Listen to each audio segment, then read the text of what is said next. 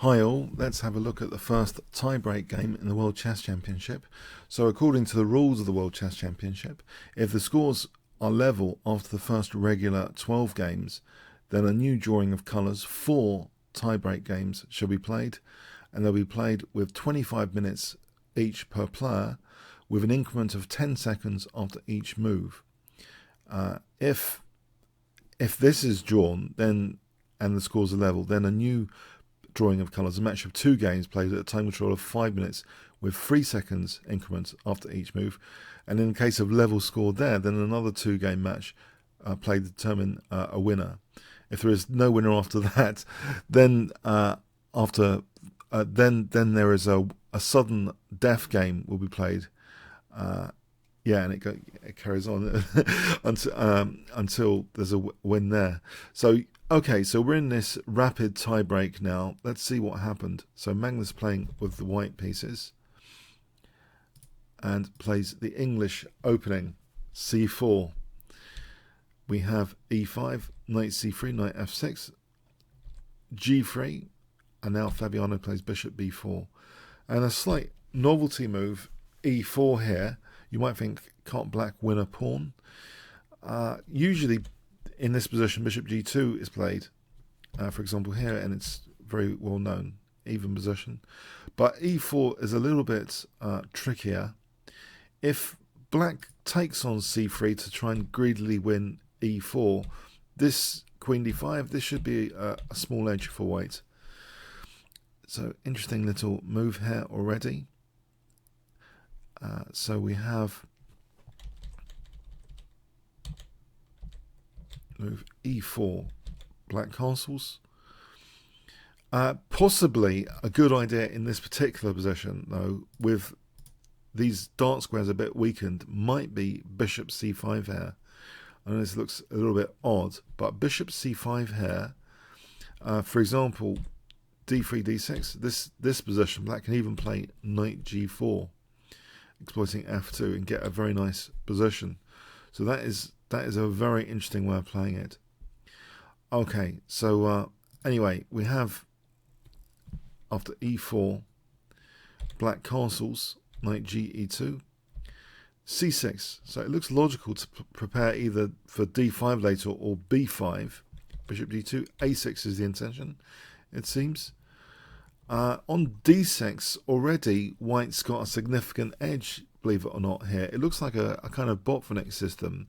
But if we go into this, white's prospect of playing the lovely looking f4 later with some preparation, getting off this dangerous diagonal, and then playing for f4 is one of my favourite plans in Blitz. So this f4 looks like a really easy way of getting a sort of attack with the bishop stranded over here. So it looks a bit suspect. So if black has to play d5, this f4 here, for example, this is extremely pleasant. Bang, rook takes f6. White's going to have a big advantage.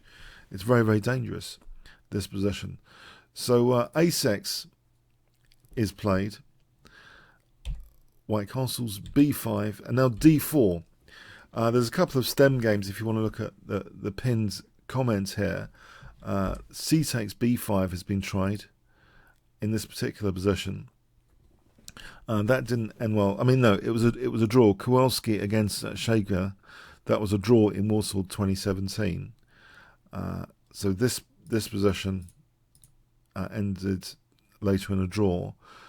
Here, though, there's also h3, another key stem game, which is a little bit, it goes a little bit more into like the game. So anyway, let's have a look at the game. b5, d4.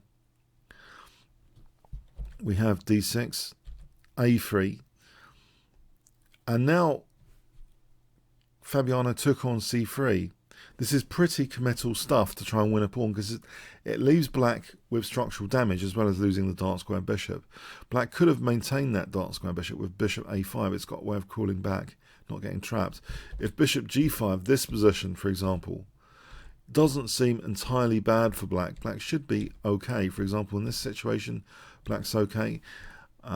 And also, if we look at this again, with b4 here, it just looks as though if bishop takes f6, if knight takes f6 here, and knight c3. This looks a little bit dangerous because of b5 and d5, but black can play this and offer that pawn because of bishop a6 with an even position. So there was a way of avoiding giving up the dark square bishop. It's a very committal decision from Fabiano to win this pawn. So we have d takes e5. Maybe Magnus is getting exactly what he wants. He's punctured the dark squares in black's camp, and so there is stuff on the card like this and this, just eyeing these weakened dark squares. And white can eventually sort of bring this bishop over to hit c4. If white regains the pawn, white will have a big structural advantage. We have knight a4, bishop e6. On h6, this position is nasty after knight b6 and knight takes c4. White's got a really big edge here. This just looks positioning like a dream. So okay, so knight a4, bishop e6. We have queen takes, rook takes, bishop e3, knight bd7, parrying that b6 pressure, f3. So this means that the bishop is now free later to come to this diagonal to hit this pawn. Rook ab8. So it's a nice positional pawn gambit, basically, for the moment by Magnus Carlsen. So rook b3, rook fe1. So that was hitting the bishop. Now here, a more natural move than what was played, knight e8, requires some precision. A natural move for black on the b file is just to double the rook's alignment, basically. Because there is an idea of sometimes playing c3. So for example, bishop f1, white's keen on winning c4. c3, knight takes, there's rook takes b2. And you might think, well, hold on, what about b takes? Well, then there's rook takes a3, and then what about rook takes? Then there's taking, and here this is just an even position. White's been compromised, in fact. So there was a way of playing it, which isn't so. The follow-up continuation, it seems a bit easier, just doubling the rooks here. I'll give you another example. h3, c3. This position with rook b3, black even might have a small edge. This idea, rook e2, for example, black can play g5 here, even, and just get enough pressure, really, because white has to handle that pressure. c5, okay, white might have a small edge, but it's easier to play than what happened, which is this knight move. It leaves fundamentally this pin sometimes on the d file. Bishop f1, knight d6. Now we have rook cd1. It looks as though black visually is in a bit of trouble here because of this kind of the pin implications. And black has to play precisely, and Fabiano didn't play a precise move. He played knight b5. Knight b7, it seems to be one of the key moves to play here. So, for example, rook d2, g6. This position should be okay. Should lead to an even position, basically. So it seems, yeah, knight b7 is the key move. It kind of defends d8. Yep. And yeah, so let's see. In the game, we have knight b5, which allows that pin to be exploited. Knight c5. Maybe even stronger is f4. This is dangerous with the idea of f5, trapping the bishop. So, for example, here, there's a threat of trapping the bishop with f5. So, say bishop g4. This is just very nice for white. If c3, okay, after rook d2, if c3, then this again, white has a big edge. Look at that nasty pin on the d file. This is why it requires more precision, because of this lurking pin on the d file and these variations. Yes, it's very dangerous. So knight b5, knight c5 was played though, and here knight takes e6, bishop takes c4. You might think, hold on a sec, in this position with this nasty pin, why can't white celebrate the pin with bishop g5 and then nudge the rook and just take on d7? Actually, this is showing the ingenuity and brilliance of Fabiano Caruana, even on rapid, because bishop g5, can you see what black plays here if I give you 5 seconds? I have to pause the video. Okay, black actually has knight d4. Black doesn't have to move the rook here and lose d7, but actually plays knight d4, believe it or not. And if bishop takes, then knight takes f3 check is a disaster, checkmate. So white would have to play rook takes d4. And here, though, even this position with white a bishop up is very dangerous after knight e5 with these two connected passed pawns, and that holds c4, threatens knight takes f3. Here, for example, yeah, the two connected passed pawns are actually ending up winning, like this, for example. Black's going to have a big advantage. So amazing stuff there behind the scenes. Bishop g5, really cunning trap, but it's totally sidestepped by Magnus with bishop takes c4. So he likes his pins, but he's celebrating it in a totally correct way with bishop takes c4, it seems. Knight d4, we have bishop takes, e takes, but here there's a slight slip up. It turns out here that the strongest move, well, Magnus played bishop takes e6. The strongest move might be to keep the pin going for a bit longer with rook takes d4 after king f7, not to play the natural looking this because of knight e5. And again, there's this knight takes f3 check either mates on king h1 with checkmate or guarantees the draw after king f1. It's a draw by perpetual check there. So fascinating, sharp variations here, sharp forcing variations behind the scenes again. But in this position, there's a really clinical move, believe it or not, king h1. And this leads to a significant advantage for white. For example, here, maintaining the pin. And with this iron grip on the position, white could even play e5. Because the knight coming, rook takes d8. If taking here, this is possible. Because if knight takes e5, then there's rook takes e6 check, winning the knight. So black's kind of losing this endgame, actually, or worse here. So that's pretty fascinating stuff, how that grip could have been maintained. In the game, it's like this position is getting a bit trickier for white to prove an advantage. After rook takes d4, we have rook takes d7 check. This is probably more accurate than bishop takes, which allows c5. White still has a small edge. So in the game, yeah, rook takes d7. And because, you know, black's got this amazing rook on the 7th here, and should be able to really draw this, even though a pawn down, yeah, that king is restricted. The black king is active. So you might think, well, there's two, like, trump cards here for black, even though a pawn down, more active king, rook on the 7th. What could possibly go wrong here? We have check and f4, c5, rook d5, rook c2, h4, king f1 was also possible here. For example, like this. This seems as though it was possible to do this with a small edge. But h4, c4, check, rook c5, h5, which is a very good move, fixing down white's pawn mobility.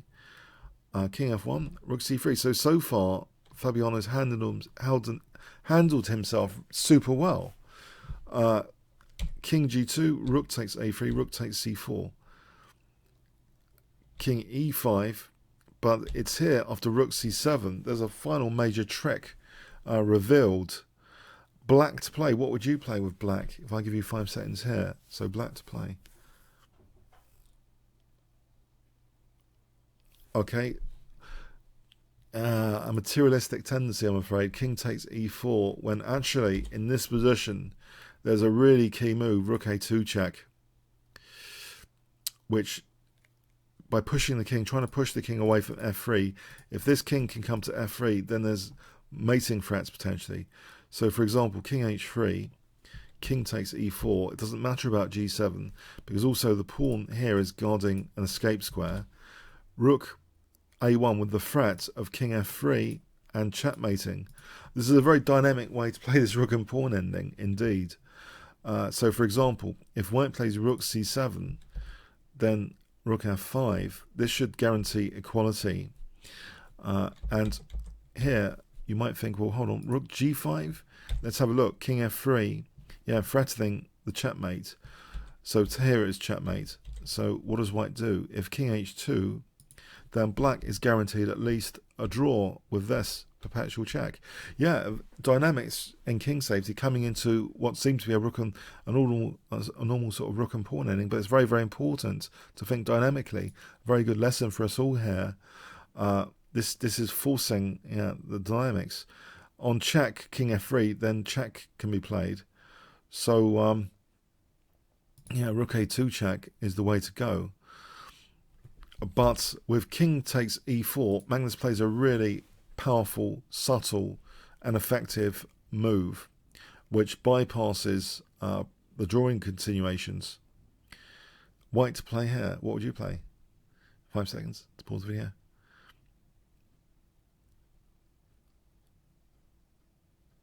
Okay. Now Magnus played this check and it kicks the king away from f3. If he had played rook takes g7, then the king's got access to f3 still, and this rook a1 happens, for example, like this again. We get that variation. But no, with rook e7 check, the king's driven away for taking that pawn there. So although it's equal on pawns, now this is very different because of rook g5. That pawn's going to go, and it'll be 2 connected past pawns if that goes. And that happens. King f6. If king e4, rook g5, rook b3, this position is a big advantage. So king f6 was played, and now white's getting 2 connected past pawns. And this is a technique win, really. It's enough to win this position with the 2 connected past pawns over there. White's king is now safe from any checks for black queening, and white's pawns are making relentless progress. There's nothing black can really do here to hold the position. And the game ended here. Black resigned here. An example continuation. Check. And the pawns are just going to make progress. I mean, it's just avoiding these checks eventually. Then carrying on to make progress. There's a bridge there, so the king can go to f6 if rook b5. So, but check. Check. And then this is just queening as an example. So I'll take you back to the final position. So first strike for Magnus Carlsen, winning the first tiebreak game here. So yeah, a bit of a drama till the end, to that last little subtlety, this very fine line, that a very cruel line between success and failure, because Fabiano had it in the bag, a draw in the bag at least, in that rook and pawn ending. He had great two major positional trump cards: active rook on the 7th, active king. Okay, a pawn down, but yeah, that must have been a bit gutting as well. Okay, I hope you enjoyed this commentary for the first game. I'm going to separate out these videos because I think I'd like to keep the comments from you guys all in the separate games, like we usually do, one game per video usually. Okay, so I hope you enjoyed this particular commentary of this first rapid game. And yeah, decisive results are much more likely the faster the time control, because of the more blunders and mistakes generally. So if you enjoyed this game video analysis, please click on the top left box, which should appear shortly, to become a member at chessworld.net. You can play against other YouTubers. You can also check the YouTube analysis of this and other games in advance, and the evolving analysis from the improved menu learned from the Masters YouTube order. Comments, questions, donations, see the description. Like, share, subscribe with the notification bell, all really appreciated. Thanks very much. See you soon for Game 2 coverage.